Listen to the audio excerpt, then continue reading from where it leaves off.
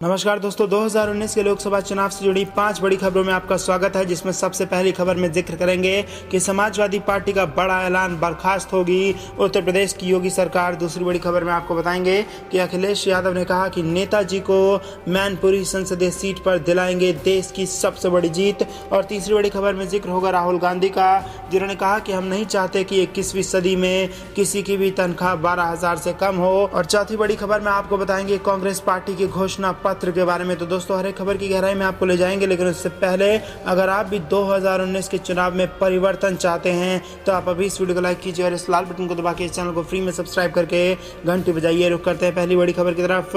केंद्र में सपा बसपा सरकार बनते ही बर्खास्त होगी योगी सरकार। दरअसल दोस्तों, उत्तर प्रदेश की गोंडा संसदीय सीट से समाजवादी पार्टी के प्रत्याशी और प्रदेश के पूर्व मंत्री विनोद कुमार सिंह और पंडित सिंह ने दावा किया है कि केंद्र में सपा और बहुजन समाज पार्टी की सरकार बनने पर राज्य की योगी आदित्यनाथ सरकार बर्खास्त कर दी जाएगी। सिंह ने पार्टी के कार्यकर्ता सम्मेलन में यह भी दावा किया कि बसपा अध्यक्ष मायावती और सपा अध्यक्ष अखिलेश यादव 2022 से पहले प्रदेश के मुख्यमंत्री बनेंगे। उन्होंने केंद्र की मोदी सरकार पर निशाना साधते हुए भारतीय जनता पार्टी की सरकारों को जुमलेबाज और झूठा बताया। पंडित सिंह ने कहा कि सपा बसपा गठबंधन से घबराकर भाजपा के नेता अनाप शनाप बयान दे रहे हैं। सपा प्रत्याशी ने दावा किया कि गोंडा की जनता के सहयोग से वह इस संसदीय सीट को सामंतवादियों के चंगुल से छुड़ाकर यहां विकास के नए आयाम स्थापित करेगी। सिंह ने आरोप लगाया कि बेरोजगारों को नौकरी नहीं देने और किसानों को गन्ना बकाया का भुगतान न कर पाने के कारण भाजपा आतंकवाद, राष्ट्रवाद और पाकिस्तान के नाम पर चुनावी दांव चल रही है। तो दोस्तों, उत्तर प्रदेश में समाजवादी पार्टी का बड़ा ऐलान, सरकार में आते ही बर्खास्त कर देंगे उत्तर प्रदेश की योगी सरकार। रुक करते हैं अगली बड़ी खबर की तरफ। अखिलेश यादव का बड़ा बयान, नेताजी को मैनपुरी संसदीय सीट पर दिलाएंगे देश की सबसे बड़ी जीत। दरअसल दोस्तों, समाजवादी पार्टी अध्यक्ष एवं प्रदेश के पूर्व मुख्यमंत्री अखिलेश यादव ने पार्टी कार्यकर्ताओं का आह्वान किया है कि वो नेताजी मुलायम सिंह यादव को मैनपुरी संसदीय सीट पर देश की सबसे बड़ी जीत दिलाने के लिए एकजुट होकर जी जान लगा दें। अखिलेश यादव रविवार देर शाम सैफई में संवाददाताओं से बातचीत कर रहे थे। उन्होंने पार्टी के कार्यकर्ताओं से अपील की है कि उनकी सरकार में हुए कामकाज को जनता के बीच ले जाएं और सपा बसपा गठबंधन के पक्ष में वोट डालने के लिए लोगों को मनाएं। उन्होंने कहा कि पार्टी कार्यकर्ता अपने व्यवहार से आम मतदाताओं का दिल जीते और अपने पक्ष में मतदान करने के लिए उनको प्रेरित करे। श्री यादव ने नेताजी के नामांकन में शिवपाल सिंह यादव के पहुंचने के सवाल को दरकिनार करते हुए कहा कि चुनाव आयोग इस बात को भी देखता है कि नामांकन में कितने लोग पहुंचे हैं, कितनी गाड़ियां लेकर लोग पहुंचे, इन सब चीजों को देखा जाता है, सब चुनाव आयोग की नजर में रहता है। उन्होंने कहा कि हम भगवान को मानने वाले हैं, हमें जहाँ पर मंदिर दिखाई दे जाता है हम दूर से ही नमस्कार कर लेते हैं। कोई भी धार्मिक स्थान होगा हम प्रणाम कर लेंगे और आशीर्वाद मांग लेंगे और मांगते भी हैं। हम सरकार से कहना चाहते हैं कि अगर सरकार ने किसान से 1 किलो आलू भी खरीदा है तो इस उपलब्धि को भी बता दे। हम सुनने के लिए तैयार हैं। सरसों की कीमत क्या थी? सरकार ने सरसों का तेल का कोई इंतजाम नहीं किया, लेकिन सरकार ने विदेश से घी और तेल कितना मंगाया है ये आज घरों में खाया जा रहा है। अगर अपने देश में यही पैदा होता तो निश्चित है कि किसान को फायदा पहुंच जाता।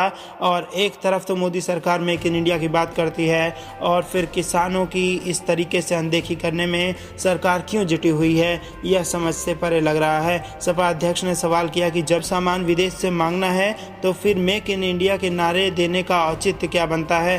पाकिस्तान से नाराजगी तो सरकार जता रही है, लेकिन चीन जैसे देशों से सब सामान देश में बड़े आराम से आ रहे हैं। बड़े सामान तो आ ही रहे हैं। सुनने में आ रहा है कि मक्खी मारने वाला रैकेट भी चीन से आ रहा है। अभी होली पर सब पिचकारियां चाइना की इस्तेमाल की जा रही थी। ऐसे में मेक इन इंडिया के नारे को सिर माथे से लगाने से क्या फ़ायदा?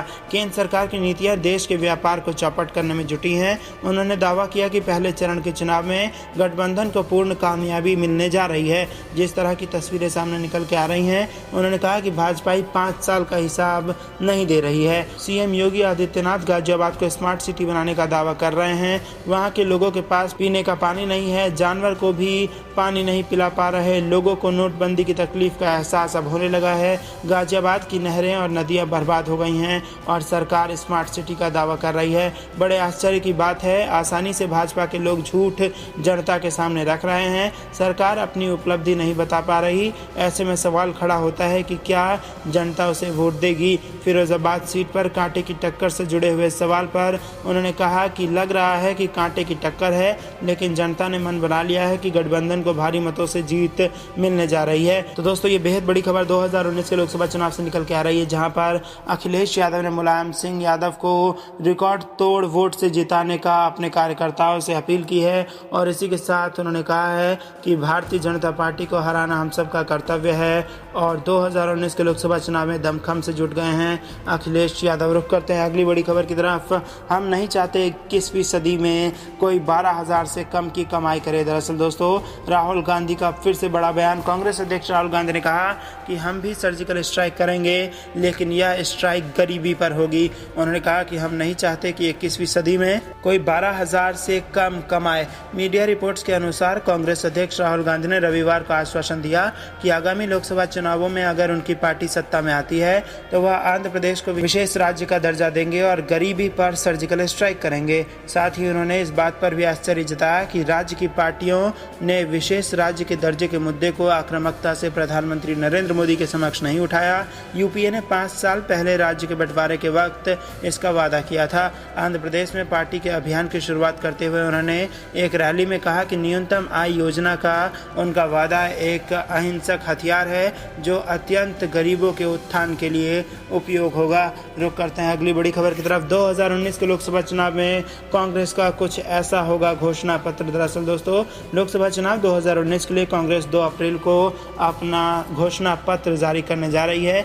मिनिमम इनकम गारंटी के साथ हर तबके के लिए पार्टी खास वादे के साथ मैदान में उतर रही है। इस घोषणा पत्र को पूर्व वित्त मंत्री पी चिदम्बरम, पूर्व आरबीआई प्रमुख रघुराम राजन सहित कांग्रेस की मैनिफेस्टो कमेटी की राय के साथ बनाया गया है, जिसमें सोशल मीडिया के जरिए मिले सुझाव को शामिल किया गया है। लोकसभा चुनाव में पीएम मोदी का मुकाबला करने के लिए कांग्रेस हर स्तर पर तैयारी मुकम्मल करती हुई नजर आ रही है। इस बाबत कांग्रेस 2 अप्रैल यानी मंगलवार को अपना मैनिफेस्टो जारी करेगी।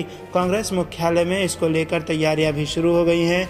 जानकारी के मुताबिक घोषणा पत्र के ऐलान के समय यूपीए प्रमुख सोनिया गांधी, पूर्व प्रधानमंत्री मनमोहन सिंह, मैनिफेस्टो कमेटी के अध्यक्ष पी चिदम्बरम, अहमद पटेल, गुलाम नबी आजाद, मल्लिकार्जुन खड़गे और के.सी. वेणुगोपाल सहित सभी बड़े नेता मंच पर उपस्थित रहेंगे। सूत्रों की मानो तो कांग्रेस ने अपने घोषणा पत्र में पहला 2 पेज प्रियम्बल के तौर पर पेश किया है, जिसमें नेशनलिज्म की बात होगी, साथ ही और गांधीयन नेशनलिज्म और गोडसे नेशनलिज्म में तुलनात्मक फर्क बताया जाएगा। कांग्रेस का वादा है कि सरकार आएगी तो कांग्रेस महिला आरक्षण लाएगी। सरकारी नौकरियों में भी महिलाओं को 33% आरक्षण मिलेगा। जीएसटी का एक ही पैमाना 8% रखा जाएगा। युवा एंटरप्रेन्योर को 3 साल तक लोन में रियायत दी जाएगी। शिक्षा के बजट को 3% से बढ़ाकर 6% कर दिया जाएगा। स्वास्थ्य बजट में भी इजाफा किया जाएगा। इसके साथ ही कांग्रेस पार्टी अगर सत्ता में आती है तो जन स्वास्थ्य को मूल अधिकार का दर्जा दिया जाएगा। जिस तरह से लोगों के पास सूचना का अधिकार आरटीआई और शिक्षा का अधिकार आरटीआई है, उसी तरह से उन्हें स्वास्थ्य का अधिकार यानी राइट टू हेल्थ आरटीएच भी मिल जाएगा। Right to health care act को लागू किया जाएगा, यानी कांग्रेस पार्टी अगर सत्ता में आती है तो जन स्वास्थ्य को मूल अधिकार का दर्जा दिया जाएगा। जिस तरह से लोगों के पास सूचना का अधिकार आरटीआई है और शिक्षा का अधिकार आरटीई है, उसी तरह से उन्हें स्वास्थ्य का अधिकार यानी कि राइट टू हेल्थ आरटीएच भी मिलेगा। अर्धसैनिक बलों को शहीदों का दर्जा दिया जाएगा। कांग्रेस पार्टी ने आरबीआई के पूर्व गवर्नर रघुराम राजन की सलाह पर आरबीआई को मजबूती प्रदान करने के लिए एक बड़ी योजना तैयार की है। जानकारी के मुताबिक रघुराम राजन, पी चिदम्बरम और दूसरे कई अर्थशास्त्रियों की मदद से एक दस्तावेज तैयार किया गया है। इसमें आरबीआई की नीतियों को पहले से कहीं ज्यादा सख्त बनाया जाएगा।